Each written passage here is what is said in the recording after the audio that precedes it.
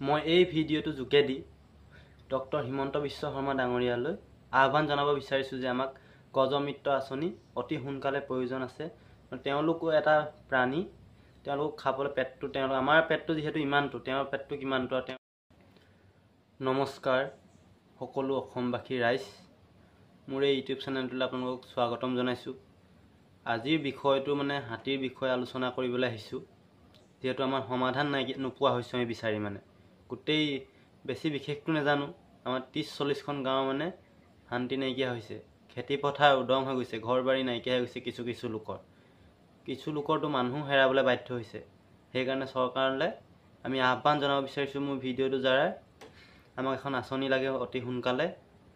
এখন আঁচনিৰ নাম শুনিছিলোঁ, ওলাব বুলি কৈছিলে, কিবা নাম আছিলেতো গজমিত্ৰ নে কি বুলি কয়, আঁচনি এখন চৰকাৰে উলিওৱা কথা আছিলে বা শুনিছিলোঁ আমি, কিন্তু আজিলৈকে এইখন ইয়াত লাগু হোৱা নাই। গতিকে আমাক সোনকালে আঁচনি এখন লাগে, নহ'লে সমস্যা আমাৰ কিমান হৈছে।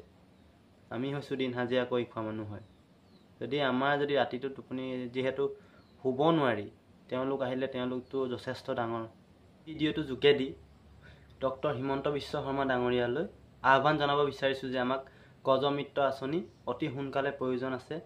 তেওঁলোকো এটা প্ৰাণী, তেওঁলোক খাবলৈ পেটটো আমাৰ পেটটো যিহেতু ইমানটো, তেওঁৰ পেটটো কিমানটো, তেওঁলোক কিমান হাবাথুৰি খাব লগা হয়। গতিকে আমাক সোনকালে গজমিত্ৰ আঁচনি লাগে। আৰু আপোনালোক ৰাইজসকল এই ভিডিঅ'টো ইমানেই শ্বেয়াৰ কৰক যাতে ডক্টৰ হিমন্ত বিশ্ব শৰ্মা ডাঙৰীয়ালৈ পায়, যিহেতু আমাৰ মৰমৰ মামা, তেওঁ নিশ্চয় কথাষাৰ বুজি পাব। সকলোৱে ভিডিঅ'টো আপোনালোকে শ্বেয়াৰ কৰক, আৰু যদি মোৰ কথাটো যদি ভাল লাগে, একমত হয়, ভিডিঅ'টো যিমান পাৰে সিমান শ্বেয়াৰ কৰক। নহ'লে কি হয়, আমি ইমানো গঞা নহয় ন, আমি বন বিভাগক দুখ দিওঁ। বন বিভাগনো কি কয়, তেওঁলোক আমাৰ নিচিনা মানুহ, তেওঁলোকে বন্দুক লৈ থাকিলে কি হ'ব, ফায়াৰ কৰিব নোৱাৰে, ব্লেংক ফায়াৰ মাৰিব লাগে। তেওঁলোকক যেনেকৈ তেওঁলোকৰ মানুহ দেখিছে কেনেকৈ মৰিছে, তেওঁলোকে যেতিয়া ভোকত থাকিব, কোন বন বিভাগৰ মানুহ, কোন ৰাইজৰ মানুহ, তেনেকৈ পাব্লিক, তেওঁলোকেতো এইটো চিনি নাপায়। তেওঁলোকৰ কাৰণে চব সমান, তেওঁলোকৰ কাৰণে হয় নহয় বাৰু। আমি এতিয়া উত্তেজিত হয় খঙতে, বেলেগনো আৰু কোন আছে, তেওঁলোকে গৰাকী হিচাপে বন বিভাগক আমি তেওঁলোকে উৰাই ঘূৰাই গালি দিওঁ, বাধ্যত পৰি। ঘৰটো যেতিয়া ভাঙি থৈ যায়, তেতিয়া নহ'লে কি কৰিব। চৰকাৰে তেওঁলোকৰ হাতত দায়িত্ব দিছে। তেওঁলোকে যদি আঁচনি নাথাকে, তেওঁলোকে বাৰু সেই সিমান ডাঙৰ হাতীৰ জাকটো, 70-80জনীয়া এটা জাক, তেওঁলোক ঘূৰাই নিব পাৰে জানো বাৰু? সম্ভৱ নেকি এইটো কথা? গতিকে অকল আমাৰ ইয়াত বুলি নহয়, 30-40খন গাঁৱত বুলি, আৰু কত কিমান জেগাত তেনেকুৱা মানুহ হৈছে, যিহেতু মানুহে নিজৰ প্ৰাণ হেৰাবলগীয়া বাধ্য হৈছে।